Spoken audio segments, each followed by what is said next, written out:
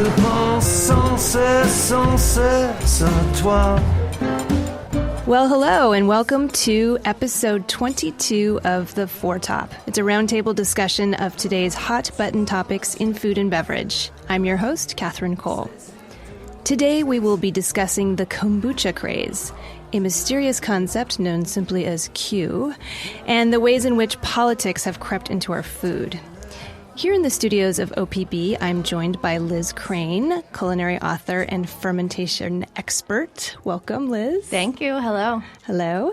And Ivy Manning, contributor to many national food publications and the author of 6 cookbooks. Welcome, Ivy. Hello. And Laura Russell, cookbook author and recipe developer. Welcome. Hi, Catherine. Kombucha used to be a health food craze, but now big-name brands like PepsiCo are packaging and selling this fermented beverage. Is kombucha really all that good for you? And why was one famous actor arrested for selling it? Inquiring minds want to know. Liz Crain, we turn to you, the co-founder of the Portland Fermentation Festival, to fill us in. First of all, what is kombucha? So broadly speaking, it's a sweet, slightly sour, effervescent drink that is made via fermentation. So typically you're using tea, black tea, green tea, and you're adding water, more water, sugar, and a SCOBY or a mother. So a SCOBY or a mother, it's 2 words for the same thing, is a symbiotic colony of bacteria and yeast. And that's what sort of jump-starts the fermentation. That's what makes it bubbly. That's what adds a lot of flavor and nutrients. So kombucha is a delicious drink, and people have been drinking it for thousands of years, but it has just, in the last couple of decades, really gained in popularity in the States.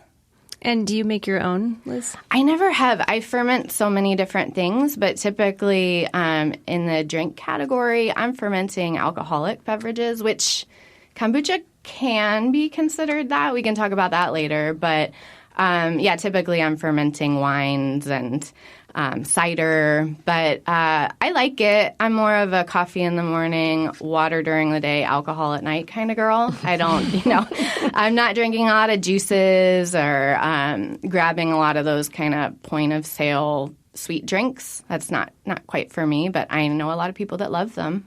Well, I'm curious, since you are kind of a master in this realm of fermentation, what does the fermentation community think of kombucha and also sort of the popularization of kombucha? Well, it's been around. There are lots of different ideas about when kombucha first was created, but most people agree that it's between 2,000 and 4,000 years ago in China, and then it spread to Europe and worldwide.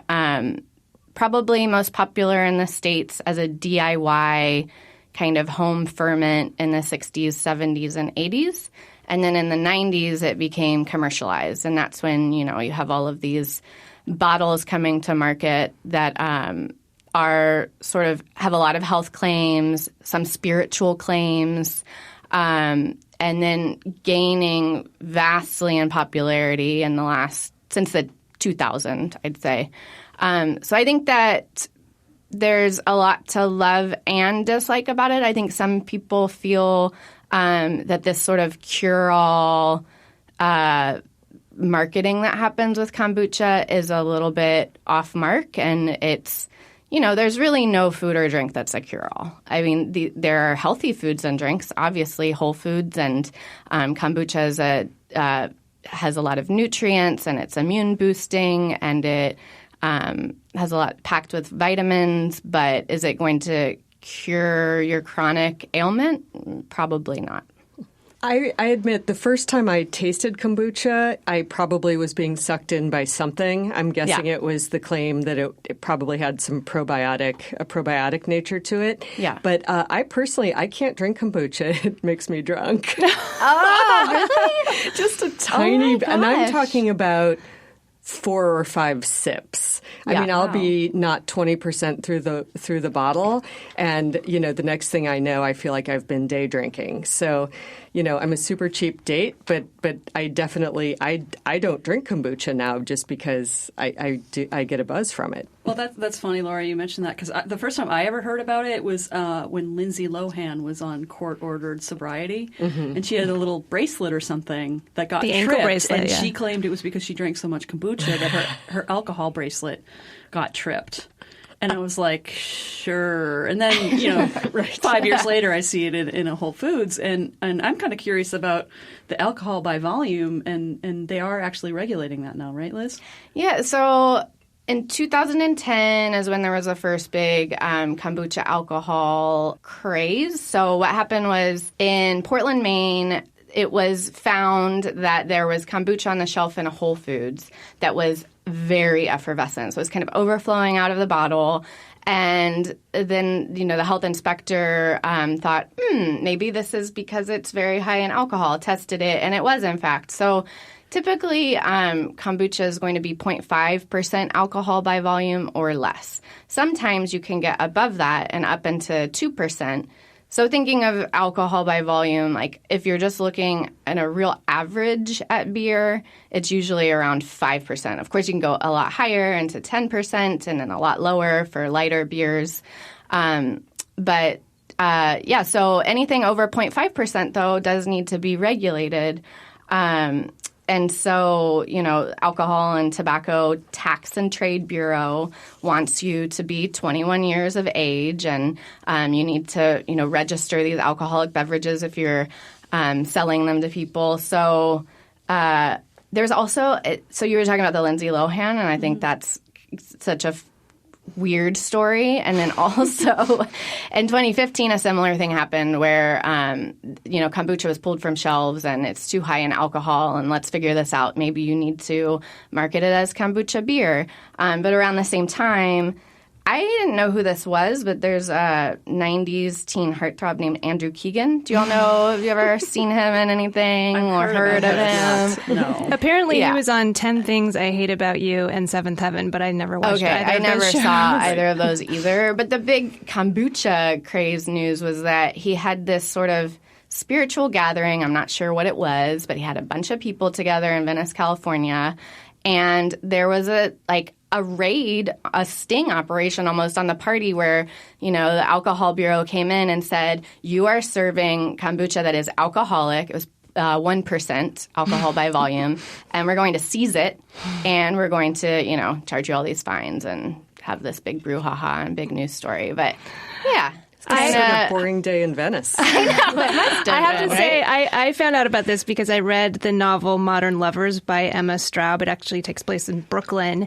And for some reason, I looked something up from the novel. It was just really cute novel. Definitely read it. And there's a fictional character based on this Andrew Keegan who gets arrested for home brewing kombucha and giving it to the members of his yoga cult or something. And I just thought, that sounds so ridiculous. Yeah. Only in fiction. And then I was researching and I was like, oh my God, this really happened. Yeah. It's so bizarre. Okay, so I have a question. If you have to regulate it, you can make it so it's just below that 0.5% alcohol, right? Yeah, you can just ferment it for longer. What's happening in the fermentation with kombucha is that you're basically introducing via the scobier mother, which is kind of shiny and gelatinous, kind of looks like a big light-colored pancake. Yeah, I wish I could unsee it because I actually like kombucha, and then I saw that and I was like, it's like a jellyfish. TMI. So that, the colony of bacteria and yeast that's in that is essentially just eating the sugars and producing alcohol. Slight amounts, usually. So you can ferment it for longer so that ferment it for less time so that it's lower in the alcohol content. Or you can pasteurize it, which, people don't want their kombucha pasteurized because that takes away a lot of the probiotic, health benefits that people are looking for. That seems to defeat the purpose once you're pasteurizing it, I would think. But so, it seems like there are lots of avenues that have been taken. Some businesses have decided to market their kombucha as beer. So on the label it says kombucha beer, even though it's a lot lower than alcohol content of most beers. Still too much for Laura, though. I know. Yeah. It's still too much It's for so me. wild. I've never had that happen, but I haven't drank a lot of kombucha, but I've never had one that's made me feel buzzed. I might need to get my liver checked. Well, it is a nice little lift in the afternoon. But Yeah. I was attributing that to the tea part of it, not the... Right. But Laura, I can see how that would happen because you drink kombucha to refresh yourself. You drink it like you would drink water or soda, not like with an alcoholic beverage that is alcoholic. You would sip it more slowly. But I can see just guzzling, a bottle of kombucha because I was thirsty. Right. It definitely caught me off guard the first time it happened. Of course, more recently, I noticed my 14-year-old daughter drinking kombucha, and I haven't had it in years. So I may have gotten a hold of a higher alcohol one years ago, but still, right, 3%. Unpasteurized. But now, then my daughter's like, "Oh, I love this," and I kind of second guessed it. I was like, "Oh, wait a minute, does she love it because she's getting a buzz and she doesn't know what that is, or is she drinking something that truly is less than 0.5% alcohol? Hopefully." Well, there's this whole – so have you all heard of the term functional beverage? Yes. Is that something? Okay, Yeah. So I had never heard that term, and I love words. So I'm always – I hear something, and if I don't know what it is, I want to go to my dictionary that's in my front room. I want to go to my Webster app that's on my phone and figure it out. This is like a marketing term for the world of beverages that is meant to not just hydrate you, but is meant to have some kind of added health benefit. So in terms of drinks, you would think of power and energy drinks like Gatorade and Powerade, or you think of immune-boosting curative drinks such as kombucha or kefir or kvass. But this is so in terms of popularity of kombucha, this is a trend that people are kind of gravitating towards these functional beverages that they believe in, and they think will make them be better, feel better, do better. And kombucha is one of the fastest on the rise in that market. And kombucha is a huge business right now. It's $600 million in sales annually. You have companies like Pepsi Company that are purchasing brands like Kavita, which is largely a kombucha company. So it's not going anywhere. We're just going to see lots more kombucha on the shelves.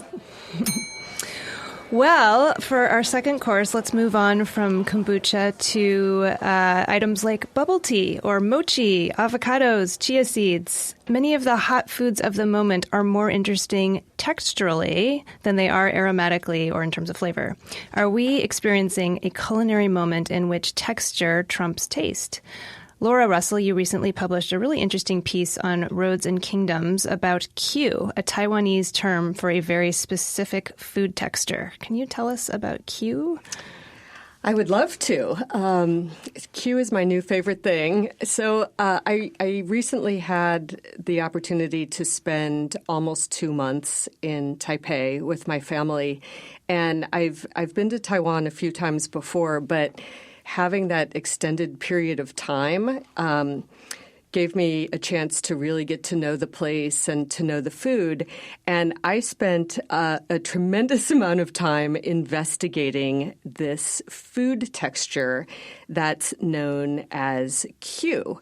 So the best way to describe it, you'll hear words like bouncy, springy, chewy, but the best comparison in Western terms would be to compare it to like a gummy worm. So it has, it's initially soft and squishy, but it kind of bounces back in your mouth. The foods that are Q in Taiwan are infinitely more interesting than a gummy worm. That's just really the only kind of American comparison I can make. I have to, in your article, you called the gummy worm the lowest form of Q. I thought that was really the lowest form of Q, right? Yes, the lowest form of Q. Another one that people may recognize is, the boba in bubble tea, which is made out of tapioca. Those are tapioca pearls. And as I learned, the thing that this texture has in common is it's usually made out of a starch, such as tapioca, glutinous rice, or sweet potato flour. And some of the much more delicious Taiwanese dishes. There are crystal dumplings, which are kind of the translucent dumplings made out of tapioca starch. There are meatballs that are they're not tender like you would expect from an Italian-style meatball, but they're kind of like little balls of silly putty. I mean, they look like that, and when you bite into them, they have bounce. They actually, they feel bouncy. And the first time I tasted something like this, it almost felt wrong, but it became very, very addictive to me. And it's almost ubiquitous in Taipei. Like you can walk into 7-Eleven and instead of seeing a conveyor belt of hot dogs like you would see here, I called it Q on a stick. So they had almost like a crock pot, and they had meatballs and fish cakes and Taiwanese tempura on a stick. But it all comes down to the point that in many, many different Asian cuisines, it's about texture over flavor, and some dishes are entirely about the texture. So this group here, I mean, we have a lot of intrepid eaters and a lot of Asia travelers here. I'd be curious to know, what you guys, Liz and Ivy, I know you both have spent a lot of time in Asia as well, and I'm sure you've seen this in other Asian countries. The favorite thing, so last spring I went to Vietnam, and one of my favorite things that I had there was this family of cold soups that's called Shay. And it's coconut milk, cold coconut milk. And then similar to in your Roads and Kingdoms piece, you talk about the shaved ice that has all of the different gelatinous kind of beans and veggies and sweet things on top. It was just another version of that, really, essentially. So this woman had a cooler, the one that I went to over and over again, had a cooler full of coconut milk and then filled it with it's a dessert soup with all these colorful, really, bouncy, chewy, exactly. Yummy, but not too sweet. I don't have a huge sweet tooth, and I thought, this is going to be super duper sweet because of the color, and it's a dessert soup. But right, it was but really it was more about that, more about chew. the texture, and and just having that with the cold the cold coconut milk was really refreshing. It was yummy. Yeah. How about you, Ivy? Yeah. In Japan, I noticed, especially with vegetarian food, there's a great tradition of Zen. Buddhist vegetarian temple food, they call it. It's very much about texture. It's very much about what it looks like and the atmosphere it's in. So it's not just flavor. It's all those things. And there's something called konnyaku, and someone can write in and correct my pronunciation. And it translates as devil's tongue, and it's this sort of chewy, tasteless, sort of gummy texture, and they make it into little braids and twists and things. And it's part of a vegetarian meal to sort of round out the crunchy and the soft. It's sort of like, it's not meat, but it's got that springy quality that meat has. So I've definitely seen it. Personally, some of those little meatballs and stuff kind of freak me out, even though I am intrepid. I prefer my Q to be on the sweet side. So like boba and ice drinks and stuff like that. So the meatballs have never grown on you? I remember the first time they taste. It was like it just felt wrong the first time because you have an image in your head of how the texture is supposed to be, and then it isn't. Mm-hmm. But I found the more I ate them, I just love them now. I'm warming up to Korean fish cake, but I think maybe part of it's visual. Those little meatballs are kind of look really vague. Like you just have no idea what that is in there. They're a little gray. And there's also the fish cake that's traditionally served in Japanese soups, and it's sort of got this like pink edge to it and then white. It's just so artificial looking to me that it just the little flag goes up like a small bite perhaps. And then if you don't die, a little more. Laura, do you know what one weird Q thing is? A SCOBY. People have been lately. I've been hearing that people have been eating their SCOBY and using That's like it eating as an organ or something. It seems really strange to me. Well, like it actually reminds me substitute. of that horrible thing I've heard before of I don't even want to say it, of people eating their placenta. I think that the That's what a SCOBY is SCOBY giving looks Q a like. bad name. So I don't even know why I brought it up. We shouldn't say that. But again, that gelatinous texture that you don't. I think, Ivy, you're onto something when you said that doesn't seem like something that you would come across in nature. And so much of the way we cook in the West now is about like highlighting natural ingredients and just highlighting the produce you've gotten from the garden and that kind of thing. And Q is it seems like you have to go through a lot of steps to get to that glutinous place where you get that bouncy texture. So most of the things that are actually considered Q are a recipe, right? They're created from something that includes a starch. One of the only natural forms of Q, as was described to me, is beef tendon. So beef tendon has that chewy texture. You kind of have to rip off the first bite with your teeth. But then as you're chewing it, it has these kind of gelatinous pockets that you discover, and they unravel as you're eating it. So in terms of actually calling something Q, most of them are created from a recipe. But there are a lot of other textures, duck tongue, jellyfish, shark's fin, a lot of these really prized ingredients in many different Asian cultures are just naturally textural. A lot of the organ meats. I love this quote from Fuchsia Dunlop. She said, "Texture is the last frontier for Westerners learning to appreciate Chinese food." And I think that's very true. We're not used to a dish being appreciated simply for its texture. And you and I had an interesting conversation recently, Laura, about I find this with wine that we don't talk enough about texture. Everyone seems to focus on color, aroma, and flavor, but you can really have this whole other sensual experience just focusing on the texture. So we just need to explore that more, I think. We were talking about that, and I still, what's an example of a wine texture? Well, I think people talk about tannins kind of gripping your tongue, but there are also some wines that just to me taste matte, M-A-T-T-E. I mean, taste is not the right word. Feel matte, like you're kind of have a piece of paper on your tongue. And those can be white wines that aren't very tannic.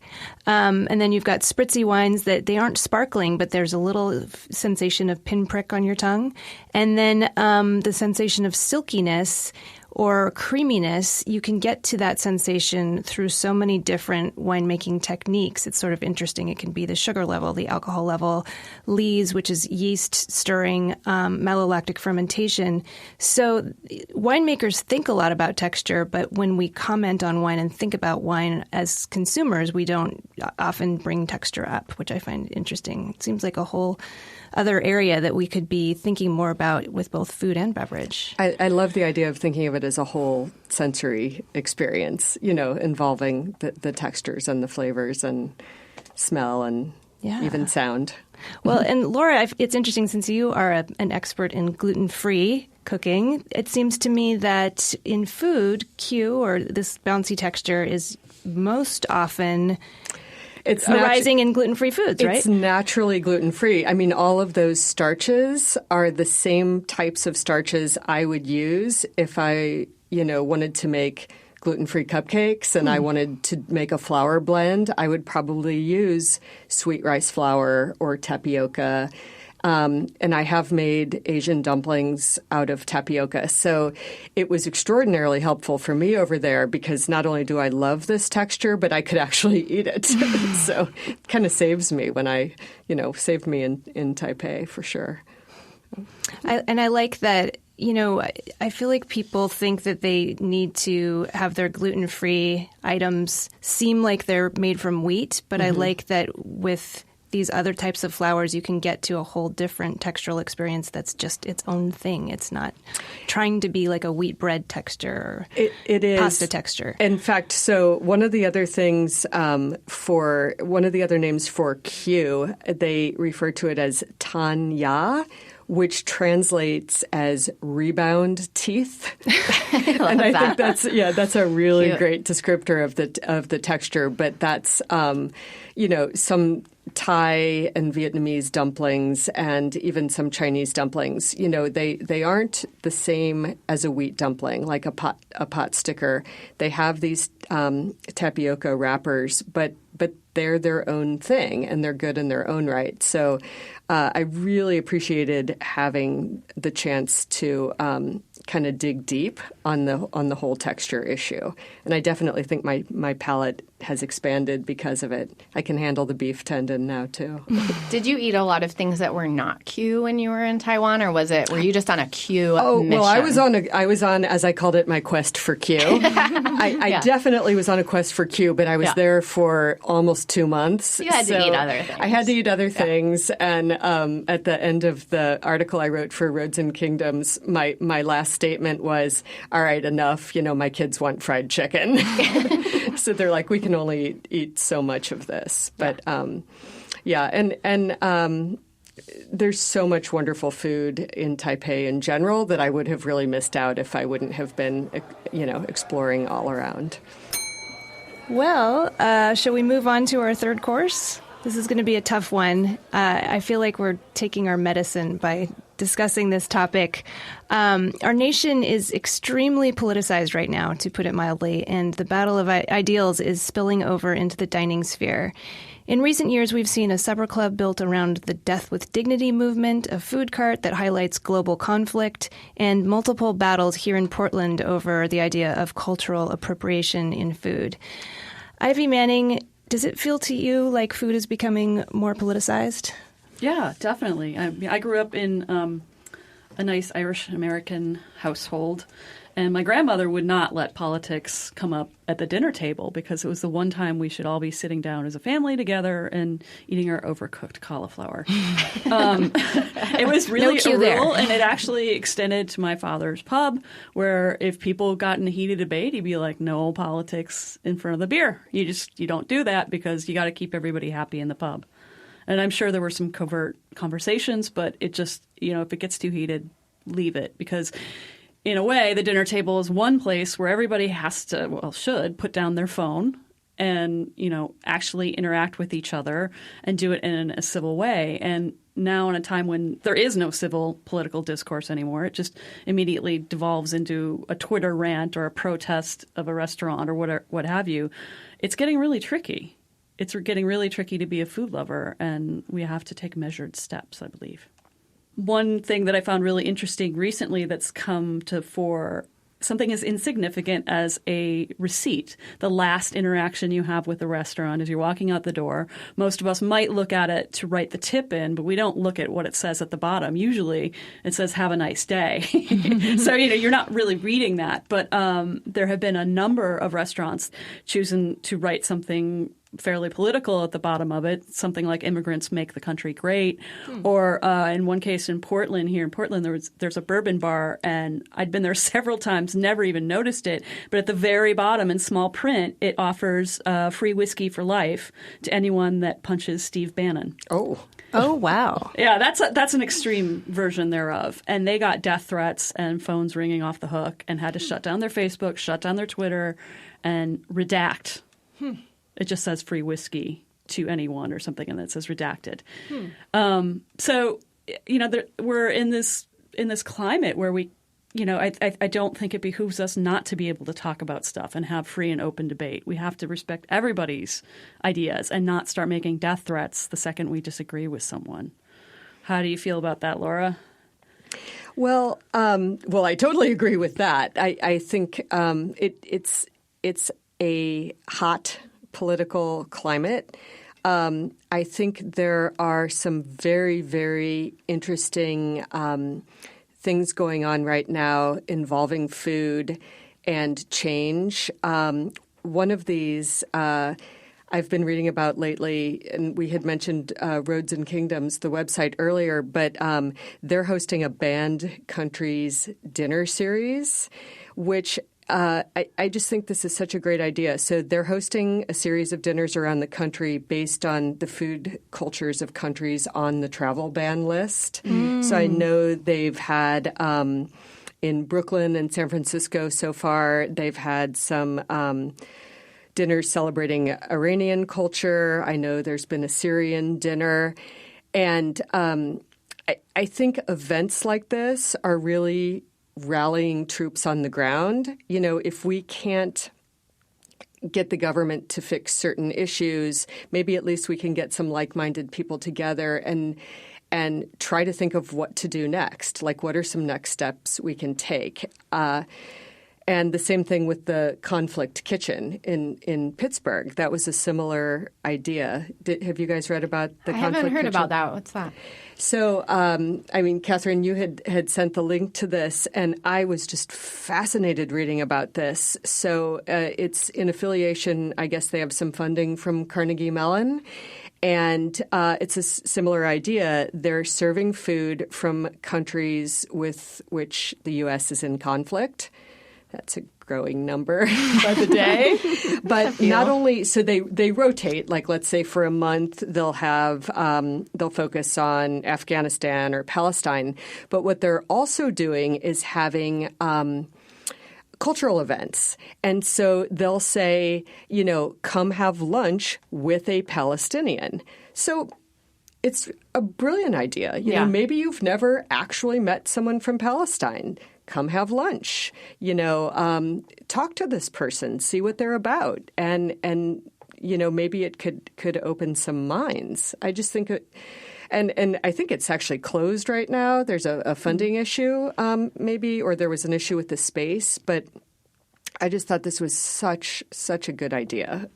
Well, so it sounds like there are some really positive ways in which food and politics can go together when it's sort of a positive, proactive thing, kind of like Michael Hebb has this let's have dinner and talk about death. What is it? It's like a website, and they do dinners all over the world, I believe. But it's about death with dignity and people just sitting down and looking each other in the eye and actually talking about death. It seems like you can do a lot of positive things with food, but then at the same time, there are a lot of negative things coming up in restaurants and reactions to people's menus.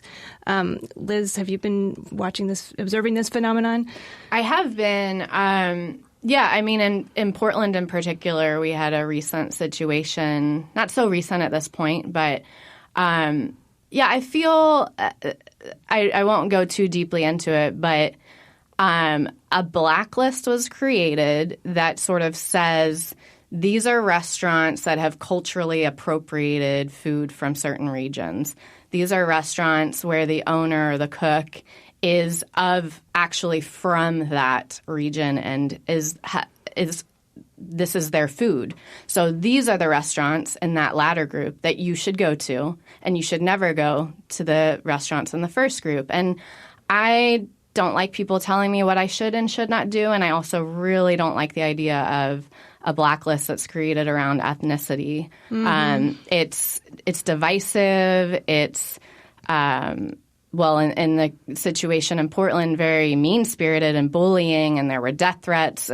So a couple women who started a food cart called Cook's Burritos, and this idea that never should they cook Mexican food or learn recipes from Mexican people is ridiculous. I mean, food is about sharing, and of course we need to be open-minded and considerate and have dialogue about where recipes are coming from, where ingredients are coming from, and how we're inspired. But it was upsetting, and I'm not for a blacklist. I'll just say that if I end on one thing. Well, it's interesting on the immigrant side of things, because if you're a restaurateur, I mean, in reality, about 45% of restaurant workers in large cities are undocumented. That's an estimate, but so there's the issue of people worrying about ICE raids. When they're just trying to get through a Friday night and do 350 covers, 350 people served, and you've also got to look at the, 1.8 million foreign-born workers are in the restaurant industry. So if we love to eat out, we kind of have to be pro-immigrant. I mean, it's making our table more delicious. And I don't know who gets to appoint themselves the arbiter of all things ethnic and correct. And it gets so complicated. and I'm not here to tell anybody what they can or cannot cook. Another thing, the restaurant industry is so extraordinarily difficult. Already, I feel like everyone who is in the business is working so hard. And I mean, people who own these businesses, it's their life, and they've probably put up their life savings and, they're maybe working 17 hours a day. And I just think it's so short-sighted to go about trying to address the problem by just shutting people's businesses down. I think this is their livelihood. There are ways to have the conversations, and I think the conversations need to be had. But this pitchfork mentality, and especially if it's under the cloud of anonymity, is no good.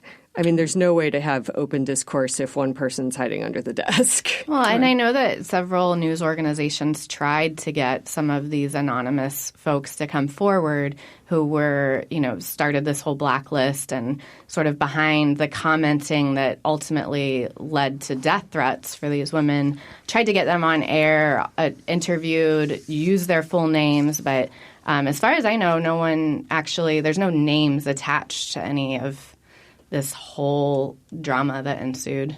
Not that I know but there of. is something to consider, too, in that all of this online outrage produces clicks. Yeah. So you have to ask yourself, how much is the media manipulating some of this or reposting and posting it because they simply want people to come to their website and read it and then comment. Do you really think that all the editors care what every single person comments? No. That's there so that you come and you return and you keep coming back. And it might not be – it's supposed to be a civil discourse. It's not. But, that is part of it. That's driving the traffic to it. I mean, that Kooks was going to be a 2-day-a-week burrito cart. Yeah, it's a pop-up. Yeah, they were sharing. So it's not as if they were rolling in dough and that, but instead of try to have a civil discourse, it just got to be too much and they had to completely give it up. And that's, I think I heard that they actually left town for a while. I wouldn't feel be like surprised. They were run out of town. That is scary. It really That is. is pitchfork mentality, burning torches and, yeah. It is so interesting because we don't really have a public forum anymore in the way that, people used to gather in public spaces, coffee houses or theaters or, today there isn't a place where everyone gets together and talks. And I think that kind of conversation is happening in restaurants and it's happening online. So you get those two together and there's sort of this either very positive outcome in the case of a place like Conflict Kitchen or a very toxic outcome in the case of some of these examples we've cited. It'd just be interesting to watch this and kind of see how it progresses over the next few years as our political climate continues to disintegrate. Very interesting. I'm sure we'll get back to this topic in later episodes, but thanks everyone for tackling that. I think it's time to relax with a little bit of dessert. My dessert today is that I was just in Walla Walla, Washington. I just want to recommend that everyone go there to eat. I think many people are aware of the wineries there, but there's some great restaurants. White House Crawford I had been to on a previous trip, and that's delicious. On this trip, I went to Brasserie 4 and Paso Tempo. Fantastic dining experiences that did not seem small town at all. So I recommend everyone go there for a visit. Laura, do you have some dessert for us? I do. I guess since I've already talked so much about Taipei and Taiwanese food, I just want to share a little tip I've picked up over the last few years. Whenever we go to a new city now, especially a new foreign city, on the first day, I always take a local food tour. I think it's really such a great way to get kind of the rundown of the local cuisine, and you usually can get a good restaurant tip list out of it. So I would highly recommend for anyone going to Taipei, the Taipei Eats food tour. It is so well organized, beautifully run. We made about 18 stops maybe on this tour, and I think it was about $85 US. And the information and just the knowledge of the local scene. They're the ones who first introduced me to the term Q. I kind of put a name to a face. So Taipei Eats, I would highly recommend the tour if you are ever in Taipei. It's a great idea. Liz, how about you? I recently got the cookbook Koreatown, and I've been cooking from it, and I love it. So for all Korean food lovers, I can't recommend it highly enough. It's part travelogue, so the two authors spent a couple years kind of going to Koreatowns all over the country and gathering recipes and developing them. The chef author has a very popular Manhattan Koreatown restaurant, but I've been learning to make things like japchae and kimchi pancakes. I haven't moved into the banchan yet, all of the little sort of pickled and sautéed room temperature cold dishes that you get before a Korean meal, but I'm really looking forward to that. Beautiful photos, just a great cookbook. So if you love Korean food, I encourage picking it up. I got it from the library. I have too many cookbooks, and I had it for a couple weeks, and then, I need to return it. Okay, I'll head to Powell's and buy it. Yay. Yeah. Ivy, do you have some dessert? Yeah. I normally don't like smoked things or things that are overtly smoky, but I picked up a bottle of it's an unlikely turquoise bottle of Spanish Arbequeña olive oil by Castillo y Canena.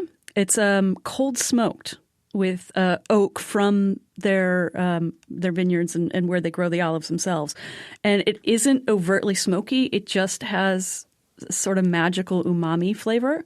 Recently, I picked the last of my lettuce from the garden and a sprinkle of salt and a little bit of that olive oil and some lemon juice, and served it to some guests who did not believe me when I told them it's just olive oil and lemon and salt on homegrown lettuce. It's pricey, but a little goes a long way, and I think I might be a convert of smoked foods now if they're done well. Well, thank you, Ivy. I would like to point out I was scrolling around on Amazon, I think it was yesterday, and your book, Easy Soups from Scratch with Quick Breads to Match, popped up. It's available for pre-order. I just happened to notice. Yeah. I don't mean to sound like an advertisement, but I was really excited to see that. Yay. Congratulations. Thank you. And everyone, please go to roadsandkingdoms.com and check out Laura Russell's article, The Curious Case of Q. The best last line of an article I have read in a long time. Tonight, the kids want fried chicken. I just love that. They did. And Liz Crain, you have been so busy lately. You have 2 books coming out in August and September. Is that right? Do you want to tell us about them? Yeah. So I have Hello, My Name is Tasty, the cookbook for Tasty and Sons and Tasty and Alder, 2 great Portland restaurants. That comes out mid-August. And then Grow Your Own, Understanding, Cultivating, and Enjoying Cannabis. That one comes out at the end of September. Wow. Yeah. Cannabis and food. Yeah, I like that combination. It goes well together. They go well together. Yeah. Well, thank you, everybody, for being here. Today's IACP and James Beard award-winning show was recorded in the high-fiber, protein-packed city of Portland, Oregon, in the studios of OPB. You can read all about us on the OPB website, and please check us out on Facebook and follow us on Twitter at @4top, all one word. Our producer is Alex Ward. Special thanks to OPB sound supervisor Stephen Cray. And our theme music was performed by the incomparable wine importer Kermit Lynch. I hope you can join us for our next episode, and please tell your friends about the Four Top. Bye-bye. Nuit blanche, nuit blanche, nuit blanche. Laura, do people leave tips in Taipei? No, not usually.